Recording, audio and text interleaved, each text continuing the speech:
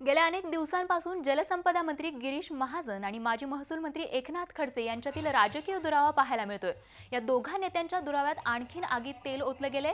जळगावमध्ये उपमहापौर आणि खडसेंचे विरोधक ललित कोल्हे यांच्या एलके फाउंडेशनने आयोजित केलेल्या रावण दहनाच्या कार्यक्रमानिमित्त खडसे यांचे कट्टर राजकीय विरोधक असलेले माजी आमदार सुरेश जैन आणि जलसंपदा मंत्री गिरीश महाजन एकाच व्यासपीठावर आले।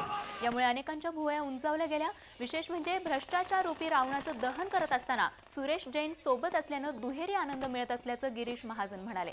तर माजी मंत्री सुरेश जैन यांनी पंतप्रधान मोदी यांच्या कार्याचं कौतुक केलं। पाऊसही चांगला झालाय, दादा या ठिकाणी आलेले आहेत, असा दुहेरी आनंद आम्ही आता या ठिकाणी लुटतोय। आणि या दसऱ्याच्या निमित्ताने या रावणाचं दहन आपण या ठिकाणी करतोय। हा भ्रष्टाचार रूपी रावण, हा अहंकाराचं रूप असलेला रावण, हा भस्मासुराचं रूप असलेला रावण, याचं दहन आपण या ठिकाणी करतोय।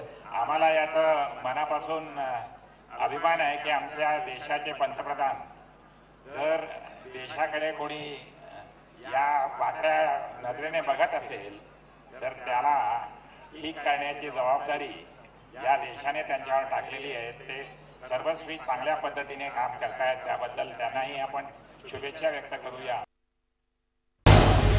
झी 24 तास रहा एक पाऊल पुढे।